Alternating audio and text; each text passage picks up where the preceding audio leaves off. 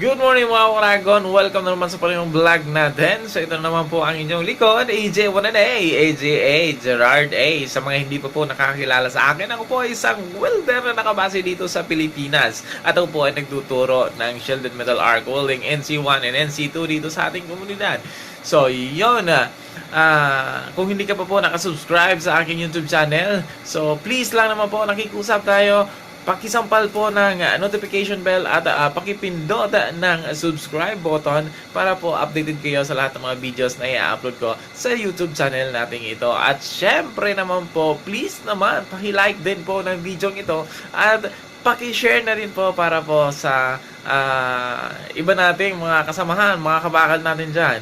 Yan, so yun, maraming salamat po. Yan, don't forget to share, like, and subscribe. If you have comment, just put it down below. Then I will try to answer and respond to your comments. So, ngayon araw na ito ay naimbitahan tayo para maging judge sa isang competition. Yan, so ang title ng competition ito ay Iron Lady Welding Competition. So, ang nag-imbita po sa atin ay ang LGU Minalabac. So, ang gagawin po ang event sa Minalabac campus ng CASIFMAS.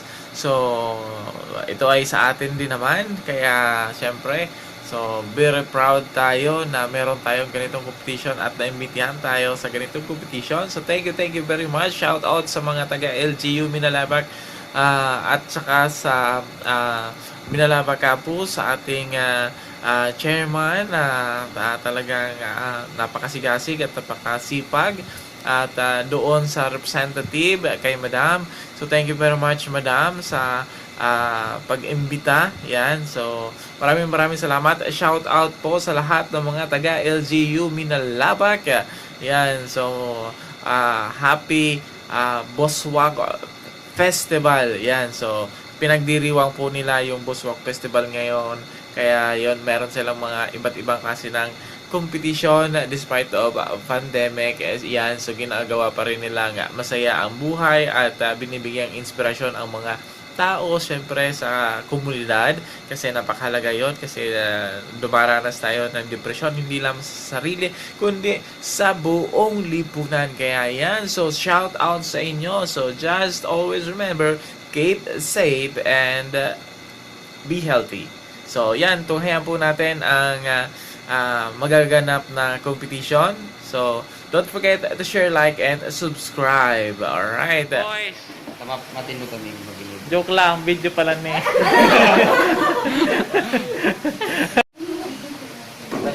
Deniling pa rin si Iron Lady natin. Medyo. Dapat hiling. Abang-abangan na lang tayo pa din. Ay, ba yun? Dito ba kami?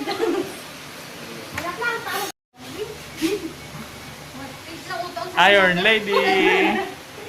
Alright. Ang gamit para makaano na kita, naka-start na tagaro, abutan kita kay anong marayo.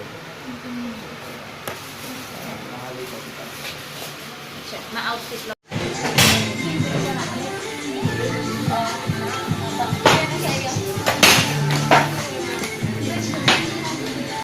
Video.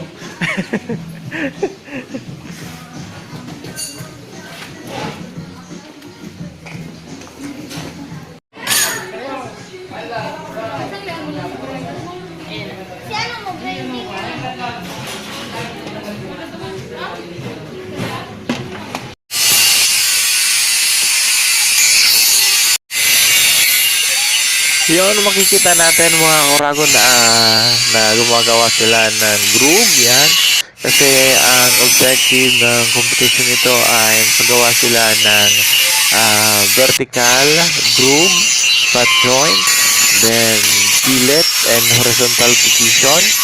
So kaya yan, prepare na nila yung kanilang material as a groove, butt joint for vertical position. Then, isa pang position is yung fillet na naka-horizontal. So, yan yung titingnan natin dyan. Siyempre, yung less defects, no defects, yan. Yung weld profile niya, so lahat, titingnan natin. kung papasok ba o susubo sa standard. Then, so far, kung sino ang may pinakamagandang output, so yun ang pwedeng manalo. Alright?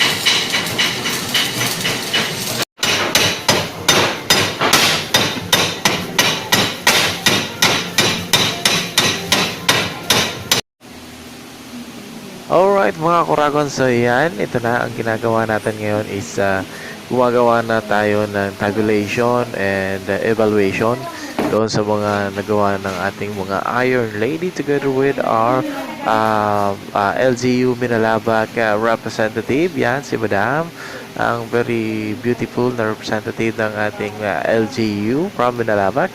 Then ito po ang ating mga contestant nag-aantay ng kanilang results. So by the way, ang gagawin po natin dito ay hindi natin ibibigay muna yung sa kanilang result.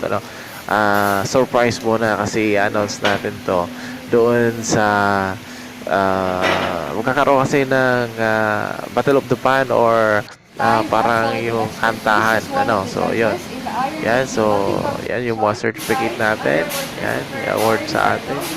And so, thank you very much, Minalabak Campus and Minalabak LGU for inviting us, inviting me to be the judge of this competition. And as always, goodbye.